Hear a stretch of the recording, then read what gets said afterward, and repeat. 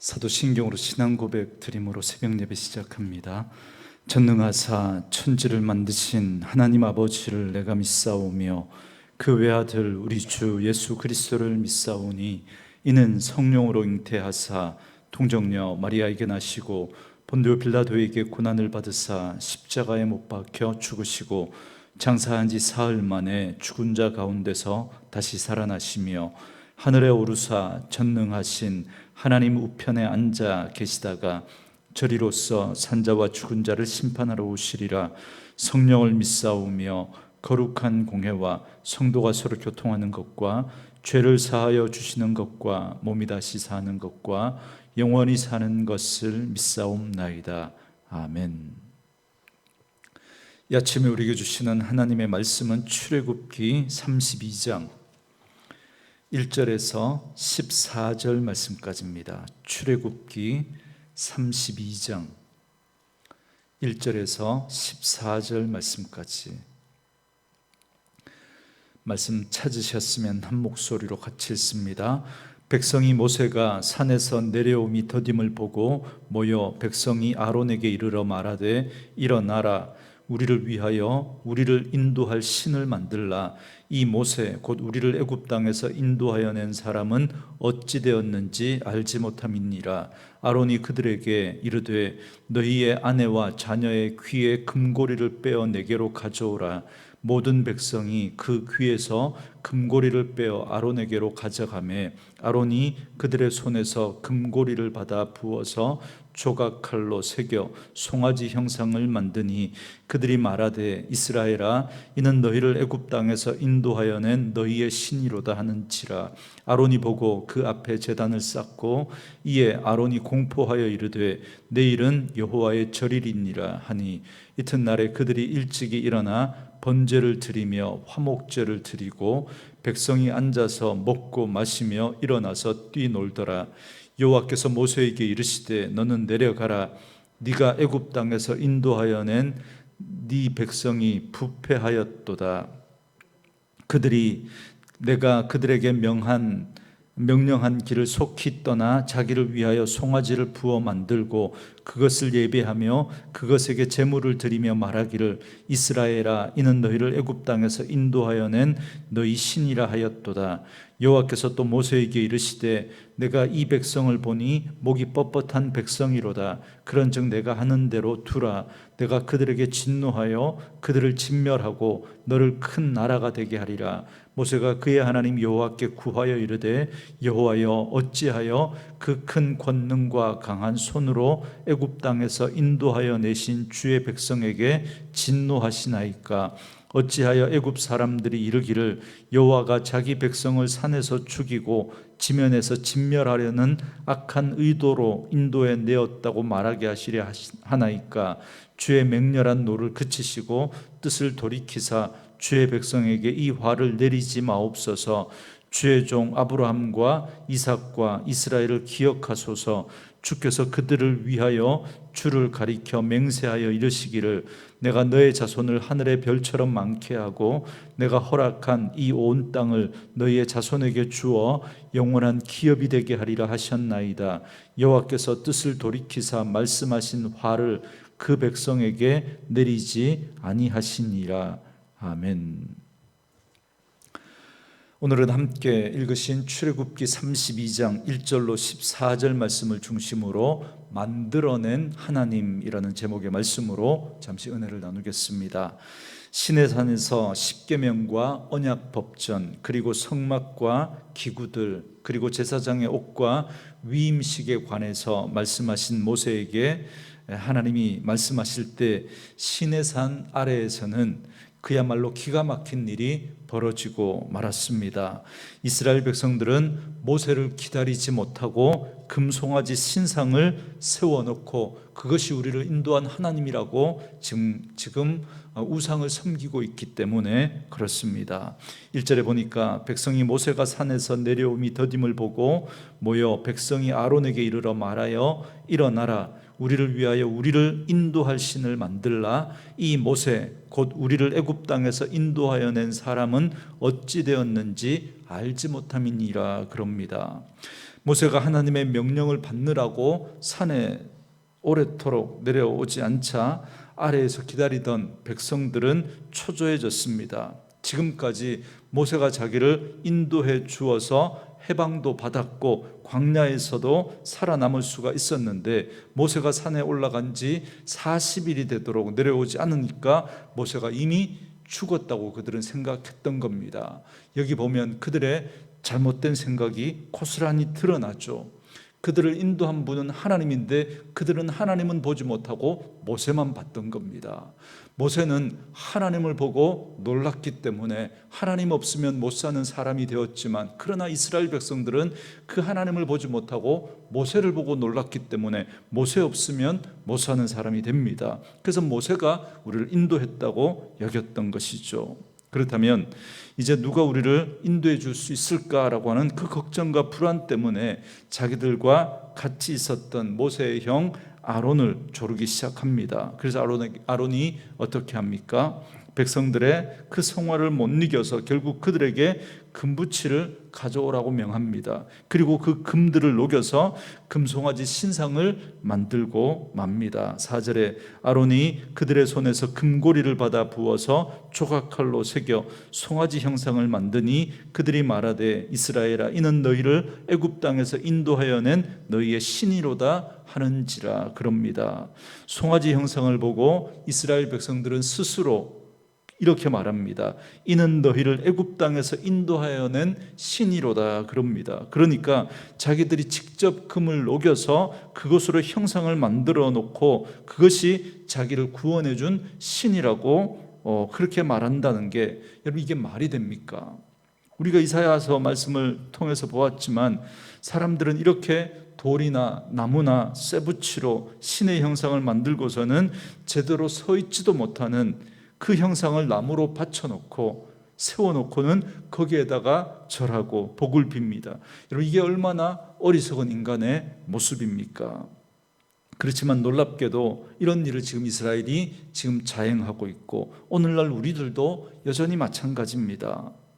믿음은 보지 않는 것들의 증거다, 그렇게 믿음은 바라는 것들의 실상이요 보지 못하는 것들의 증거다라고 히브리서 11장 말씀이 그렇게 말씀하고 있는데, 그런데 우리는 자꾸 보이지 않는 하나님을 보이는 형상으로 만들려고 하는 것입니다. 그래서 믿음은 보이지 않는 것을 증거하는 것인데, 그런데 우리는 자꾸 보려고 하는 거죠. 뭔가를 자꾸 보려고 하고 만지려고 하는 것입니다. 여러분 그렇다면 여러분 우리에게 하나님이 굳이 믿음을 요구하실 이유가 없지 않겠습니까? 보이는 것에 무슨 증거가 필요하겠습니까? 보이지 않지만 우리는 믿음으로 증거하는 것입니다. 그런데도 어리석은 인간들은 눈에 보이는 것을 믿고 의지하고 싶어 합니다. 믿음이 없기 때문에 그런 거죠. 믿음이 없기 때문에 보이는 것을 그렇게 가져와서 그것으로 우리의 믿음의 대상을 삼으려고 하는 것입니다.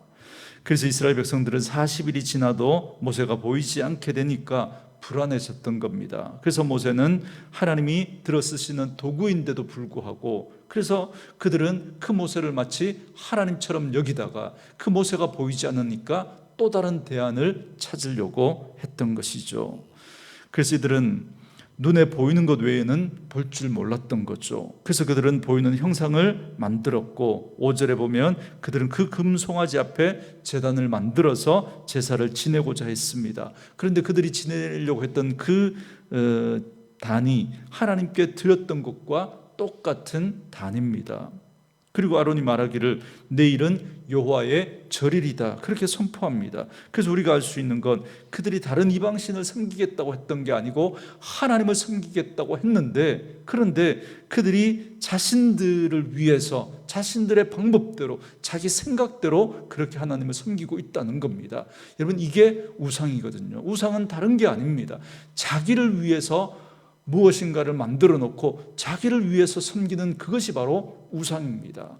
그런데 우리가 하나님을 섬긴다고 하면서, 말로는 하나님을 섬긴다고 하면서 그 중심에 하나님이 아니라 내가 자리 잡고 있으면 나를 위해서 존재하는 하나님, 그래서 나를 위해서 그 하나님이 내가 원하는 것을 들어줘야 하는 그런 하나님으로 존재한다면 그건 더 이상 하나님이 아니라 그건 나의 우상이 되고 마는 것입니다.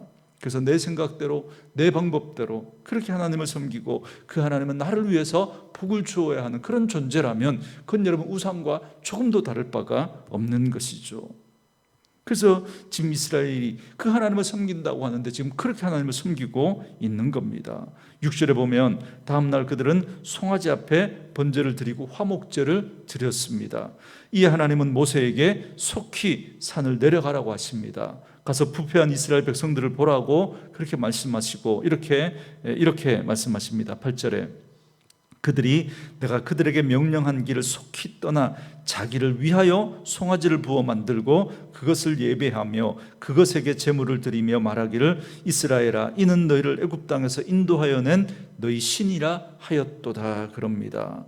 여기서 우리는 우상을 섬기는 신앙이 무엇인지를 다시 한번 알 수 있습니다. 우상을 섬긴다는 건 일반적으로 하나님 외에 다른 신을 섬기는 걸로 우리가 이해하고 있지만 이 말씀을 통해서 분명히 우상을 섬긴다는 게 꼭 다른 신을 섬기는 것이 아니다라는 걸 알 수가 있습니다. 지금 이스라엘 백성들은 하나님을 섬긴다고 하면서 하고 있지만 그러나 자기를 위해서 자기의 방법으로 지금 하나님을 섬기고 있기 때문에 이게 바로 우상인 것입니다. 그래서 하나님은 절대로 하나님의 형상을 만들지 말라고 하십니다. 형상은 말 그대로 이미지 아닙니까? 하나님에 관한 이미지를 말합니다. 그러므로 어떤 모양, 어떤 형상을 만들었다면 그 형상이 가진 이미지로 하나님을 생각하게 되는 겁니다. 그러면 여러분 그런 이미지로 어떻게 하나님을 다 설명할 수 있겠습니까? 그 형상으로 그 이미지로 하나님을 국한해 버리니까 그러니까 하나님을 오해하게 되는 거죠. 절대 하나님 그렇게 설명되어 줄 수 있는 분이 아니라는 겁니다. 오늘 이스라엘 백성들은 왜 송아지를 하나님의 형상으로 만들었습니까? 이스라엘 백성들이 애굽에서 봤던 게 그거거든요. 여러분 송아지는 풍요와 번영을 상징합니다. 그렇기 때문에 그들은 그 하나님을 풍요와 번영을 위해서 우리의 그 욕심을 채워주는 하나님으로 생각을 했던 거죠. 물론 하나님은 풍요와 번영을 베푸시는 분이십니다. 그러나 결코 그것에 국한되는 분이 아니시거든요. 만약에 하나님을 독수리 형상으로 만들었다고 여러분 한번 생각해 보십시오. 여러분 창공을 나눈 독수리처럼 하나님은 강하고 위엄과 권세가 있는 분으로 그렇게 그 독수리 형상으로 만들었다고 쳐요. 물론 여러분 그렇게 하나님은 위엄이 있고 권세가 있는 분이지만 그러나 그 독수리 형상으로 하나님을 어떻게 다 여러분 설명할 수 있겠습니까? 그것으로 하나님을 제한할 수 없는 것이죠. 그렇기 때문에 하나님은 어떤 형상으로도 만들지 말라고 합니다. 그걸 만드는 순간 여러분 그 이미지 속에 우리 사람들은 국한되어져 버리기 때문에 그렇습니다. 이처럼 하나님의 지극히 거룩하신 속성, 그분의 위엄과 그분의 영광과 그분의 능력과 그분의 자비와 그분의 사랑을 우리가 어떻게 형상으로 표현할 수 있겠습니까? 그래서 하나님은 어떤 형상으로도 자기 모습을 만들지 말라고 말씀하십니다. 그래서 다시 8절 말씀해 보면 그래서 우상은 사람이 자기를 위하여 형상을 만드는 일이다라고 말씀합니다. 다시 말하면 하나님의 형상을 만드는 건 사람이 자기를 위한 것이고 자기 생각대로 하나님을 섬기겠다라고 하는 것입니다. 하나님을 자기가 원하는 대로 생각하고 자기가 원하는 대로 섬기고 자기가 원하는 대로 그렇게 존재하는 그런 하나님으로 여기는 순간 그 하나님이라고 하지만 그러나 우상으로 전락해버리고 마는 것입니다. 이게 인간이 가지고 있는 종교심입니다. 종교성입니다. 신을 만들 때 자기가 원하는 대로 자기가 생각하는 대로 그 신을 만들어 놓고 거기에 절하며 복을 구하면 그 신은 나를 위해서 복을 들어주어야 하는 그런 모습이 여러분 이방의 그 종교, 우상의 종교의 똑같은 패턴입니다. 우리가 그렇게 하나님을 섬기면 안 된다는 것이죠. 그러므로 오늘 우리의 신앙생활에서도 여전히 우상을 만드는 일이 존재합니다. 내가 믿고 싶은 대로 내 생각대로 믿는 것이 바로 여러분 우상을 섬기는 그 패턴하고 똑같은 겁니다. 말씀대로 믿는 게 아니라 내게 좋은 말씀만 들으려고 하고 내 마음에 들지 않는 말은 그냥 한쪽 귀로 듣고 흘려버리고 아니면 밀어내버리고 이게 전부 다 우상의 형상을 만드는 그런 종교 생활이고 자기를 위한 종교 생활입니다. 그렇게 되는 순간 우리의 신앙의 중심에 하나님이 아니라 내가 자리 잡는 순간, 그 순간 하나님은 우상으로 전락해버리고 마는 것입니다. 그래서 하나님은 절대로 하나님 외에 다른 형상 만들지 말라고 했고, 그래서 우리의 신앙의 중심에는 늘 하나님이 있어야 하는 것입니다. 그래서 금송아지를 만든 이스라엘 백성들을 향해서 하나님은 크게 노하십니다. 그래서 9절 10절에 보시면 그들을 진멸하고 모세를 통해서 다시 큰 나라를 세우겠다고 그렇게까지 말씀합니다. 여기에 대해서 모세가 맹렬한 하나님의 그 진노를 그치기를 구합니다. 그러면서 모세가 이렇게 기도하죠. 13절에 주의 종 아브라함과 이삭과 이스라엘을 기억하소서. 주께서 그들을 위하여 주를 가리켜 맹세하여 이르기를 내가 너희의 자손을 하늘의 별처럼 많게 하고 내가 허락한 이 온 땅을 너희의 자손에게 주어 영원한 기업이 되게 하리라 하셨나이다. 그럽니다. 모세는 하나님의 언약을 가지고 지금 하나님 앞에 기도하면서 하나님의 자비를 구하고 있습니다. 아브라함과 이삭과 야곱에게 하셨던 그 약속을 하나님 앞에 붙들고 나아갑니다. 바로 이런 모세의 기도가 진정한 믿음의 기도라고 할 수 있습니다. 여러분, 앞에서 모세는 자기 생각대로 자기 이치대로 하나님을 설득합니다. 12절에 보면 만약에 이들을 진멸하시면 하나님이 이 백성을 죽이려고 애굽에서 구원하셨다고 사람들이 그렇게 비웃지 않겠습니까? 여러분, 이렇게 나름대로 모세가 하나님을 설득하지 않습니까? 그럴듯합니다. 그러나 하나님은 이 말에 움직이지 않습니다. 그렇지만 하나님을 꼼짝 못하게 하는 게 뭡니까? 바로 하나님의 언약, 하나님의 말씀을 붙들고 기도하니까 하나님이 응답하십니다. 믿음이란 바로 이거죠. 우리가 하나님의 말씀을 붙들고 그 하나님 앞에 나아가는 것입니다. 그러면 하나님은 그 언약의 말씀대로 우리에게 응답하시고 우리를 인도해 주실 것입니다. 그래서 오늘도 이 말씀을 통해서 우리의 믿음을 다시 한번 점검해 볼 수 있기를 원합니다. 우리의 믿음 생활, 우리의 신앙의 중심에 무엇이 있는지, 내가 자리 잡고 있는지 아니면 하나님이 자리 잡고 계시는지 돌아보시고, 내가 아니라 우리 믿음의 중심에 하나님이 계셔서 그 하나님의 말씀하심과 그 하나님의 인도하심에 순종하고 내 생각을 내려놓고 그 하나님의 말씀 앞에 순종하는 저와 여러분 되어져서 그 하나님께서 우리의 삶 가운데 역사하시고 인도하시는 그런 하나님의 은혜가 날마다 우리 가운데 경험되어지는 은혜가 있기를 주님의 이름으로 축원합니다. 오늘 주신 말씀 붙들고 우리 같이 한번 기도할 때 이 찬양 들으시며 나아가겠습니다.